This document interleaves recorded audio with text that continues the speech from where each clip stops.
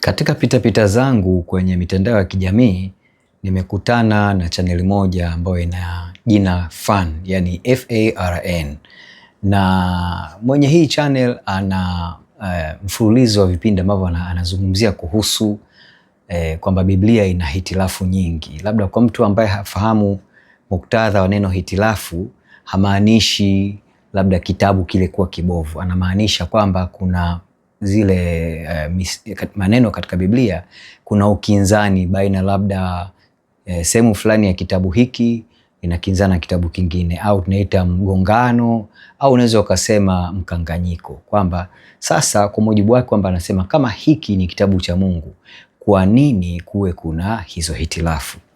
Sasa ana series kadhaa ameziweka, nitaanza kuzipitia moja baada ya nyingine. Leo hii nitaanza kwanza ile sehemu yake ya kwanza ambao amezitaja hitilafu mbili. Hitilafu ya kwanza ameoanisha maandiko katika kitabu cha Mwanzo sura ya kwanza mstari wa 20 mpaka 25 na kulinganisha na Mwanzo sura ile ya pili mstari wa 18 mpaka 20. Kabla sijaenda kuyasoma hii mistari, kwanza niseme jambo moja. Naamini huyu mwandaji wa hivi vipindi ni Muislamu kwa namna anavyozungumza. Nimefikiri pengine ni Muislamu. Sasa lazima tufahamu tofauti baina ya Waislamu katika kusoma maandiko yao, yani Quran, na Wakristo katika kusoma Biblia. Hizi pande mbili zinasoma maandiko katika namna tofauti kabisa. Kwa mfano, Waislamu wao wanavyosoma Quran wanasoma kukariri. Huwa hawasomi kuelewa, wala hawasomi katika kutafakari na kuelewa kilichomo ndani kwa undani. Hawana desturi hiyo. Na ndio maana unakuta Waislamu wengi, kwa sababu katika Waislamu ni asilimia kama 15 kati ya 15 na 20 tu hivi ambao ndio wao ni wazungumzaji wa Kiarabu. Asilimia kati ya 80 mpaka 85 si wazungumza Kiarabu. Kwa hiyo wanakariri, wanajifunza Qurani kwa kukariri, wanaita ile neno kuhifadhi. Na wanahifadhi bila ya kutafakari, na hata tafsiri zao wanajua hizi tafsiri kwa kukariri pia, au kwa kusikiliza mawaidha kutoka kwa Waislamu wenzao, labda mashehe na watu wengine wa namna hiyo. Sasa tofauti kwetu sisi Wakristo, tunaposoma Biblia tunasoma Biblia kwa kujifunza neno lililoko ndani ya tunachokisoma, lakini pia kupata nini ujumbe wa Mungu. Hili ni la kwanza. Lakini jingine kubwa ambalo ni tofauti baina ya hivi vitabu viwili, Waislamu wao wanaamini Qur'an imeandikwa na Mungu anaitwa Allah, kwamba wao aliiteremsha tu kama ilivyo na huyu Allah ndio aliyeandika. Na kwa maana hiyo wao wanapokutana na mkanganyiko inakuwa ni tatizo kubwa sana kwao. Kwa sisi Wakristo tunachojua kuhusu Biblia ni kwamba Biblia ni kitabu kilichoandikwa na mwanadamu, lakini kwa uvuvio wa Roho Mtakatifu. Roho Mtakatifu anawaongoza hawa waandishi, na hawa kwa kupitia uvuvio huo wa Roho Mtakatifu na uongozi wake ndipo wanaandika. Hilo jingine. Lakini pia kitu kingine ni kwamba Qurani ni kitabu kimoja, na mwandishi wake kama nilivyosema, kwa mujibu wa imani ya Waislamu ni huyu Mungu anaitwa Allah. Sasa Biblia hii ni kitabu, ni mkusanyiko kwanza wa vitabu 66. Na vitabu hivi vimeandikwa na watu takriban 40 katika kipindi tofauti tofauti, ambayo kutoka kile kitabu cha kwanza kuandikwa na mpaka kile cha mwisho inaaminika ni kipindi kisichopungua miaka 1500 hivi. Hizi ni sababu kubwa 3. Kwa hiyo Muislamu au mtu mwingine asiyekuwa Muislamu au hata Wakristo, hizi ni vitu vya msingi sana kwanza vya kuvifahamu kabla ya kwenda huko. Kwa hiyo nilitaka kwanza tuliweke hili sawa. Utofauti wa vitabu, namna gani tunavyosoma na namna gani pande hizi mbili zinaamini kuhusu vitabu. Kimsingi hilo tumeliweka pembeni. Sasa tutakwenda kusoma hivi kama nilivyosema, hii video yake hii ya sehemu ya kwanza ameweka changamoto mbili. Tutaanza na ile ya kwanza ambayo ameilinganisha kitabu cha Mwanzo sura ya kwanza mstari wa 20 mpaka 25 na sura ya pili ya kitabu hicho cha Mwanzo, sura ya pili mstari wa 18 mpaka wa 20. Tunakwenda kusoma hizi. Tunaanza kwanza na Mwanzo sura ile ya kwanza mstari wa 20 mpaka 25. Unasema hivi: Mungu akasema, maji na yajawe kwa wingi, na kitu kiendacho chenye uhai na ndege waruke juu ya nchi katika anga la mbingu. Mungu akaumba nyangumi wakubwa na kila kiumbe chenye uhai kiendacho, ambavyo maji walijavya navyo kwa wingi kwa jinsi zao, na kila ndege arukaye kwa jinsi yake. Mungu akaona ya kuwa ni vyema. Mungu akavibarikia akasema, zaeni mkaongezeke, mkayajaze maji ya baharini, ndege na wazidi katika nchi. Ikawa jioni, ikawa asubuhi, siku ya tano. Hii ni siku ya uumbaji, siku ya tano. Mungu anaumba wanyama mbalimbali, ndege pamoja na samaki walioko baharini na viumbe vya baharini. Mungu akasema, huu ni mstari wa 24. Mungu akasema, nchi na izae kiumbe hai kwa jinsi zake, mnyama wa kufugwa nacho kitambaacho, na wanyama wa mwitu kwa jinsi zake. Ikawa hivyo. Mungu akafanya mnyama wa mwitu kwa jinsi zake, na mnyama wa kufugwa kwa jinsi zake, na kila kitu kitambaacho juu ya nchi kwa jinsi yake. Mungu akaona ya kuwa ni vyema. Hapa tunamalizia. Kwa hiyo mwanzoni pale tunaona Mungu akiumba viumbe vya kwenye bahari. Mara ya pili katika mistari ya 24 na 25 tunaona Mungu akiumba wanyama wa nchi kavu. Sasa tukasome ile Mwanzo sura ya pili mstari wa 18 mpaka 20. Nasema hivi: Bwana Mungu akasema, si vyema huyo mtu awe peke yake, nitamfanyia msaidizi wa kufanana naye. Bwana Mungu akamfanyia kutoka katika ardhi kila mnyama wa msituni na kila ndege wa angani, akamletea Adamu ili aone atawaitaje. Kila kiumbe hai jina alilokiita Adamu likawa ndilo jina lake. Adamu akawapa majina yao kila mnyama wa kufugwa na ndege wa angani na kila mnyama wa mwituni, lakini hakuonekana wa kumsaidia Adamu aliyefanana naye. Naam.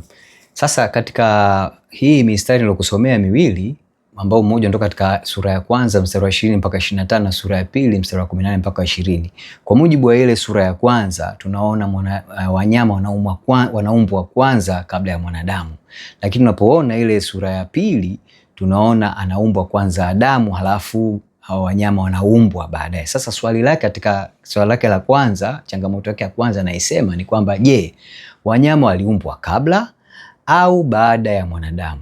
Sasa kabla sijaenda kulifafanua hili, kuna jambo moja la msingi sana pia la kulifahamu hapa, ambalo kuna dhana kwamba unaposoma hii sura ya kwanza unaona Mungu anaumba siku 6 na anapumzika siku ya 7, na kwamba kuna dhana kwamba tokea wakati huo basi Mungu hakufanya kazi tena. Sasa hii kwanza ni dhana potofu, na tunapoenda kuisoma, kwa mfano tunaenda kusoma Yohana sura ile ya 5, hii Injili ya Yohana sura ile ya 5 mstari wa 16 mpaka 17. Bwana Yesu alizungumza kitu ambacho kinaweza kashangaza wengi. Anasema hivi, na Yohana sura ya 5 mstari wa 16 mpaka wa 17.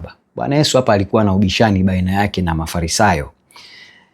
Anasema hivi: kwa sababu hiyo Wayahudi wakamuudhi Yesu kwa kuwa alitenda hayo siku ya Sabato. Hapa ni baada ya Bwana Yesu kumponya mtu siku ya Sabato. Akawajibu, Baba yangu anatenda kazi hata sasa, nami ninatenda kazi. Naam, mstari huu kimsingi unachomaanisha ni kwamba Mungu hajaacha kuendelea na kazi yake, aidha katika kuumba, kuponya, kuleta wokovu na mambo mengine mengi. Bado uumbaji wake unategemea Mungu katika kuhudumisha, katika kuweka sawa, katika kuuponya na kurekebisha mambo kadha. Kwa hiyo kazi ya Mungu bado ngali mpaka sasa inaendelea, kwamba Mungu na Bwana wetu Yesu Kristo bado yungali kazini. Hili ni jambo la msingi la kuliweka sawa, ambapo sasa katika jibu langu ndio litakuja kueleweka humu ndani. Jambo jingine ni kwamba unaposoma ile sura ya pili ile ya mstari wa 18 mpaka 20 utagundua mambo kadhaa. Kwanza utaona kwamba Mungu baada ya kuumba ile siku 6 anakuja anapanda garden ya Eden, na anamchukua yule Adam anamweka katika garden ya Eden ili kuitunza, lakini pia anampa kazi fulani. Naam, hebu tukasome kwanza ile Mwanzo ya kwanza mstari wa 24 na tukalinganishe na Mwanzo wa pili mstari wa 19. Mwanzo wa kwanza mstari wa 24 na tutalinganisha na Mwanzo wa pili mstari wa 19. Mwanzo wa kwanza mstari wa 24, Mungu akasema nchi na izae kiumbe hai kwa jinsi zake na wanyama wa kufugwa. Kimsingi tuondoke na neno hili, Mungu akasema nchi na izae kiumbe hai kwa jinsi zake. Tunaona katika zile siku sita anapoumba, Mungu anaumba kwa neno. Hili ni jambo la msingi sana ambalo nataka tuondoke nalo hapa. Mungu akasema. Kwa hiyo anaumba wale wanyama ile siku ya sita kwa neno. Lakini tunapoenda katika sura ya pili mstari wa 19 tunakutana na kitu tofauti kidogo. Mstari ule wa 19 inasema hivi, Bwana Mungu akafanyiza kutoka katika ardhi kila mnyama wa msituni. Tunaona namna gani hapa uumbaji huu unatofautisha. Kimsingi ninajaribu kusema ni hivi, sura ya kwanza ya Mwanzo inaonyesha ule uumbaji mkuu, lakini unapokwenda kwenye sura ya pili, hususan hapa kwenye mstari wa 18 mpaka wa 20, na tutarudi nyuma kidogo, tutaona ni kwamba Mungu baada ya kumaliza kuumba zile siku sita za kwanza, baadaye hatujui ni muda gani, alikuja akapanda, na Biblia inasema hivyo kabisa. Tutakwenda tutasoma sura ya pili mstari wa 8 na mstari wa 15, tutaona kwamba Bwana Mungu anapanda bustani ya Eden, kisha anamchukua huyu mwanadamu anamweka, na ndipo tunaanza kuona mlolongo wa kufika kwenye ile mstari wa 18 mpaka wa 20. Na ndio maana tunaona tofauti namna gani katika uumbaji wa wale siku sita anaumba wanyama kwa neno, lakini anapokwenda katika garden ya Eden, uumbaji wake namna ya uumbaji unabadilika, na kuna sababu maalum. Twende tukasome Mwanzo ile, Mwanzo sura ya pili mstari wa 8 unasema hivi, Bwana Mungu akapanda bustani upande wa mashariki wa Edeni, akamweka ndani yake huyo mtu aliyemfanya. Kwamba baadaye, baada ya kuumba mwanadamu, akapanda bustani ya Edeni, kisha anamchukua Adamu anamweka humu. Huu ni mstari wa 8. Tutaruka mpaka mstari wa 15. Unaendelea, unasema Bwana Mungu akamtoa huyo mtu akamweka katika bustani ya Edeni ailime na kuitunza. Kwamba sababu ya Mungu kumchukua Adam kumweka katika bustani ya Edeni ilikuwa kwanza kumpa kazi ya kuilima na kuitunza ile bustani. Hili ndio lilikuwa linatokea hapa katika hii tunapoanza kusoma ile sura ya pili ya Mwanzo. Tunapoanza pale hususan tunapoenda katika nafikiri kwenye kuanzia mstari wa 8 na kuende, tunaanza kuona Mungu anapofanya kazi ya kuipanda Eden na kisha kumchukua mwanadamu na kumweka. Na anamweka, anasema akamweka katika bustani ya Eden ailime na kuitunza. Na anasema Bwana Mungu akamwagiza huyo mtu akisema, matunda ya kila mti wa bustani waweza kula, lakini matunda ya mti wa ujuzi wa mema na mabaya usile, kwa maana siku utakapokula matunda ya mti huo utakufa hakika. Na baada ya hapo sasa tunaenda kuona kitu interesting. Tunapoenda pale tunapokutana na ile aya ya 18, anasema Bwana Mungu akasema, si vyema huyu mtu awe peke yake, nitamfanyia msaidizi wa kufanana naye. Bwana Mungu akafanyiza kutoka katika ardhi kila mnyama wa msituni na kila ndege wa angani, akamletea Adamu. Hili neno la msingi sana kuliangalia. Kwa hiyo tunaposoma mstari wa 19 tunaona Mungu sasa hawa wanyama anawaumba mara ya pili. Kwanza anawaumba kutoka katika ardhi, lakini anawaumba kwa kusudio tofauti kidogo na wale wa kwanza. Safari hii anasema akaumba kila mnyama wa msituni na kila ndege wa angani, akamletea Adamu ili aone atawahitaje. Kila kiumbe hai jina lilokiita Adamu likawa ndilo jina lake. Adamu, mstari wa 20 unasema Adamu akawapa majina yao kila mnyama wa kufugwa na ndege wa angani na kila mnyama wa mwituni, lakini hakuonekana wa kumsaidia Adamu aliyefanana naye. Hii mstari wa 20 unaishia hapo. Kwa hiyo tunachokiona hapa ni kwamba hii sehemu ya pili ya Mungu anapokuja kuumba wanyama, hususan pale kwenye bustani ya Eden, aliumba wanyama hawa kwa kusudio moja maalum, ili huyu Adamu aweze kuwapa majina hawa wanyama. Na tunaona mstari wa 19 na 20 unaelezea wazi. Kwa hiyo tunaposoma hili neno, kimsingi hakuna hitilafu yoyote hapa. Mungu anachofanya anaumba hawa viumbe mbele ya Adamu na anamwekea mbele yake aone atawapa majina gani. Na tunaona kwamba majina ambayo Adamu anayatoa ndio ambayo yanakuwa majina ya hawa viumbe, wanyama wa angani, wanyama wa kufugwa, wanyama wa mwituni na kila mnyama na mwituni, na hakuonekana kuhusia. Lakini wakati huo Adamu akiwa bado yuko peke yake, wakati hili lote linatokea, Eva au wengine wa Waislamu namuita Hawa hakuwepo hapa. Kwa hiyo ninachojaribu kusema hapa ni hivi, hakuna hitilafu au mkanganyiko au mgongano baina ya hii sura ya kwanza mstari wa 20 mpaka 25 na huu mstari wa sura ya pili mstari wa 18 mpaka 20, kwa sababu ni mambo ambayo yanatokea katika nyakati tofauti. Uumbaji wa kwanza Mungu anaufanya, anaumba wanyama kabla ya Adamu. Hii la pili linatokea baada ya Mungu kupanda kuweka ile bustani ya Eden na kumweka Adamu, kisha anawaumba hawa wanyama kutoka katika udongo katika ile bustani ya Eden, na kusudio lake ili Adamu awepe majina. Kwa hiyo kiufupi tu ndugu yangu ambaye unatengeneza ile video, swali lako la kwanza naamini umepata jibu. Ninachokusihi tu na wewe ukaisome vizuri, na yote ambaye anaangalia video hii akarudi akasome vizuri kisha aone ukweli ulivyo. Kimsingi tu ni kwamba hapa hakuna hitilafu. Kama kuna hitilafu, ndugu yangu wa fan, umekuja nayo wewe katika hili neno, na pengine hii inatokana na aina gani ya usomaji ambao pengine ni desturi ya usomaji wa Qur'ani ambao unatoka nayo huko unakuja kuiingiza katika Biblia takatifu. Nitakwenda kujibu hii hoja ya pili. Katika hoja ya pili au changamoto ya pili kwenye video ya fan, anatoa maandiko mawili, na yenyewe yote pia yanatoka katika kitabu hichi cha Mwanzo. Safari hii anatoa Mwanzo sura ya 6 mstari wa 19 mpaka 21, halafu pia anakwenda katika sura ya 7 ya kitabu hicho cha Mwanzo mstari wa 2 mpaka wa 3. Tukaisome halafu tutaizungumzia hii changamoto anayoeleza. Mwanzo sura ya 6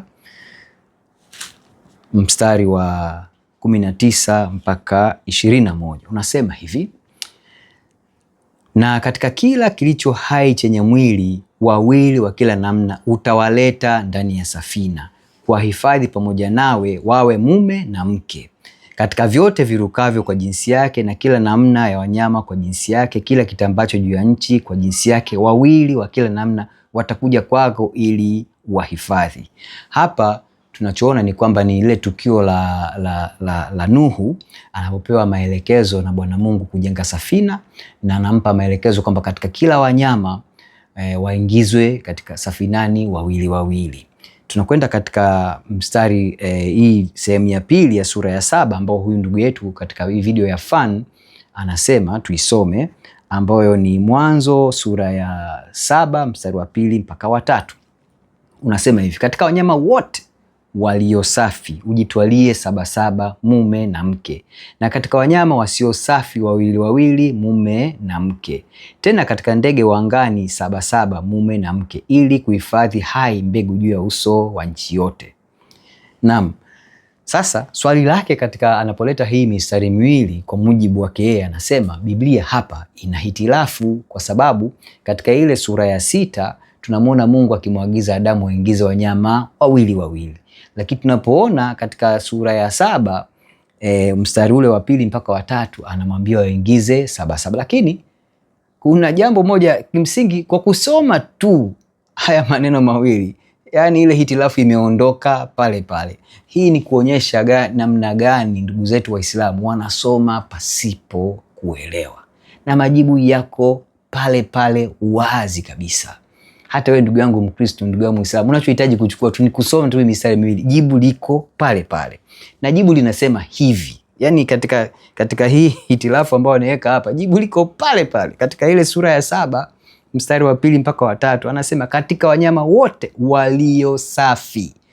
Pale mwanzoni Mungu anapozungumza katika sura ya 6 mstari wa 19 mpaka wa 21 anazungumzia wanyama kwa ujumla, lakini anapofika katika sura ya 7 anakuja anaweka mapendekezo maalum, na anasema kwa wanyama walio safi ujitwalie 7 mume na mke, katika wanyama wasio safi wawili wawili. Kwa hiyo anakwenda anaongeza vipengele kwamba kwa ujumla ni wawili wawili, lakini utakapofika katika wanyama walio safi, hawa watakwenda 7-7, mume na mke. Maana yake jozi hizi ziwe 7-7, mume na mke. Lakini anaporudi katika wale wasio safi anasema wawili wawili, mume na mke. Hitilafu imekwisha. Lakini sitaishia katika hili tu, nataka nikuambie kwa nini Mungu anapofika kwenye wanyama safi anasema 7. Jibu liko rahisi sana, liko humu ndani ya Biblia hii. Kuna sababu kuu 2. Kwanza, sababu ya kwanza ni kwa sababu ukumbuke wakati tukio linatoka tayari desturi ya kufanya sadaka ya kutoa kafara kwa wanyama kwa ajili ya sadaka kwa Mungu ilikuwa imeshaanza, na tunaona ikianza wakati ule wa tukio la Kaini na Abeli, ambapo Kaini yeye alitoa mazao ya shamba kuteketeza kama dhabihu, lakini Abeli yeye akatoa wanyama waliokuwa akiwafuga. Kwa hiyo kwa sababu tayari wanyama walikuwa ni lazima wawe wanyama walio safi. Kwa hiyo Mungu kwa hekima yake ya hali ya juu anajua, na hili ni takwa mojawapo, anajua huyu Nuhu atakapotoka hawa wanyama watahitajika kutolewa dhabihu. Kwa hiyo ili vizazi hivi vya wanyama safi viendelee, na hii tunaiona kwa mfano ukitaka kujua kuhusu ile sadaka kasome Mwanzo sura ya 8 mstari wa 20, ndio utaona pale tukio la Kaini na Abel. Tunaona Abel anapotoa wanyama wake wa kufugwa kutoa sadaka ya kuteketeza. Lakini pia tunaiona hii inatekelezeka, samahani, hilo ni ile Mwanzo sura ya 7 mstari wa 2 mpaka wa 3. Tunamuona Abeli akitoa sadaka ya kuteketezwa kwa wanyama wafugwa, wale wanyama safi. Lakini unapokwenda katika sura ya 8 mstari wa 20, tunamuona Nuhu mara tu anapotoka kwenye safina anatoa sadaka ya kuteketeza katika wale wanyama walio safi. Nia ni kwamba la wangelikuwa katika pea ya dume na jike, basi hivi vizazi vya wanyama hawa vingepotea. Lakini kwa hekima kuu Mungu kwa namna ya ajabu tunaona anatoa maelekezo watolewe hawa walio safi 7-7. Hii ni sababu ya kwanza. Sababu ya pili ni kwamba hawa walikuwa ni chakula. Kuna mkanganyiko kidogo, kwa sababu unaposoma Mwanzo sura ya 1 mstari wa 29 tunaona Mungu anawaambia wanadamu kwamba katika chakula wale matunda tu. Lakini tunapokwenda katika sura ya 4 mstari wa 3 mpaka wa 4 pale tunaona pia jinsi gani Kaini na Abel, tunaona Kaini na Abel, huyu Kaini alikuwa ni mfugaji. Kwa hiyo tunakuta kwamba anguko la dhambi lilipelekea wanadamu hawa, Adamu na Eva na vizazi vyake vilivyofuata, wakatoka katika kutegemea chakula cha mimea tu, wakaingia katika kula na pia na nyama. Kwa maana hiyo hekima ya Mungu ya kuingiza wanyama safi ilikuwa ni kwa sababu makusudio mawili. Kwanza, kuwezesha wanadamu kuwa na wanyama hawa endelevu, waendelee kufanya sadaka za dhabihu kwa ajili yake.